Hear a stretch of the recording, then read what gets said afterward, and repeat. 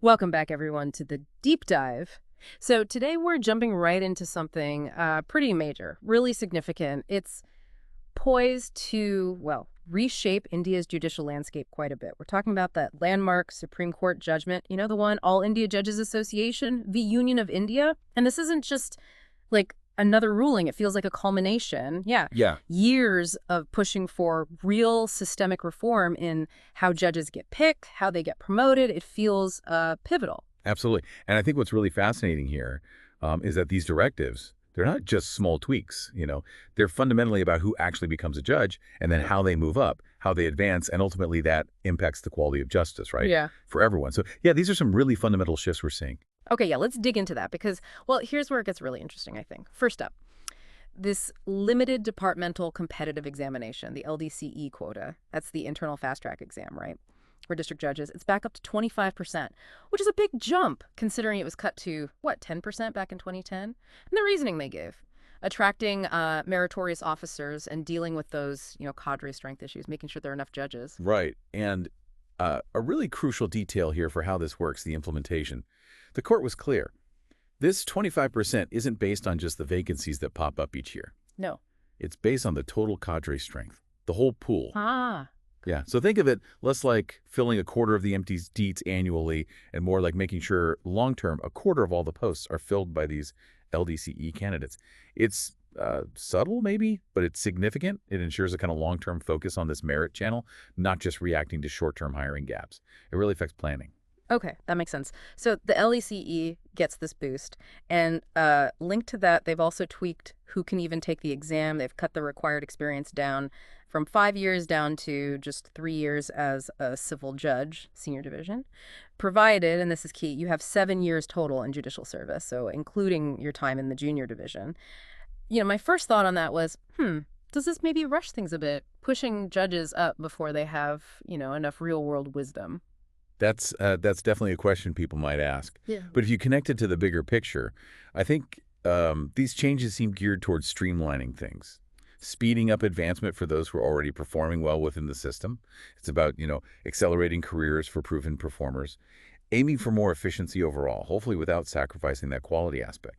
Right. And it's not just about refining the old past. They've actually created something completely new for judges earlier on, a 10% quota, strictly merit-based promotion. This is from civil judge junior division up to senior division. Eligibility, 3 years experience as a junior division judge. And selection, it's through an exam. Interestingly, each high court gets to decide the syllabus for that exam. Exactly. And this new channel, this 10% merit route, it's really significant, I think, because you could really foster, a culture of continuous learning, performance focus, right from the early stages of a judge's career. It means rewarding dedication, rewarding expertise right from the get-go, which, well, it should lead to a more skilled bench, a more motivated bench down the line. Okay. And then for the main route, the 65% regular promotion channel to district judge, they haven't left that alone either. They've mandated a specific, pretty comprehensive suitability test. It covers, well, seemingly everything.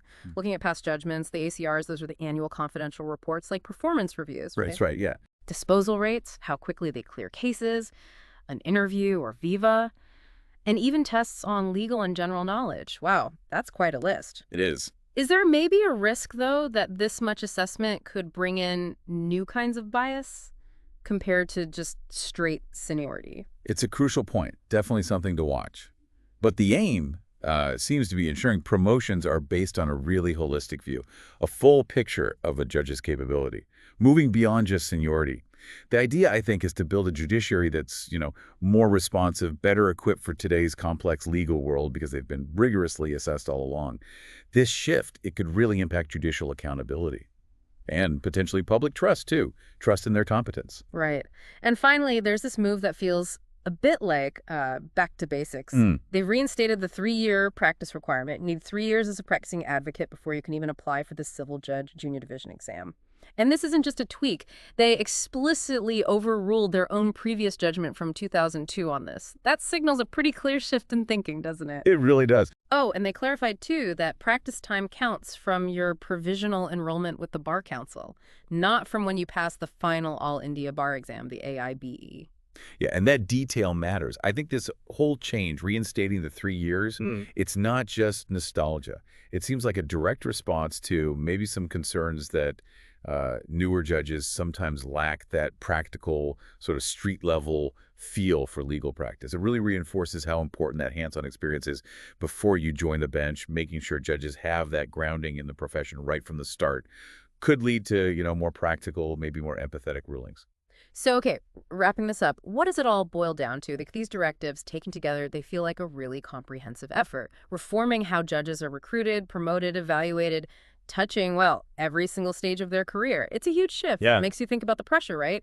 Knowing your whole career path might hinge on these very detailed assessments now. The scale of it is, well, considerable. Absolutely. And what's truly fascinating here, I think, is how these reforms, focusing on merit, on experience, on this comprehensive assessment, how they might fundamentally reshape things, not just the careers of individual judges, but also potentially the public's trust in the system, the efficiency of the justice system for every single citizen, which, raises that big question. How quickly were we actually going to see the tangible impact of all these shifts in the day-to-day running of courtrooms across the country? That's what we'll be watching for.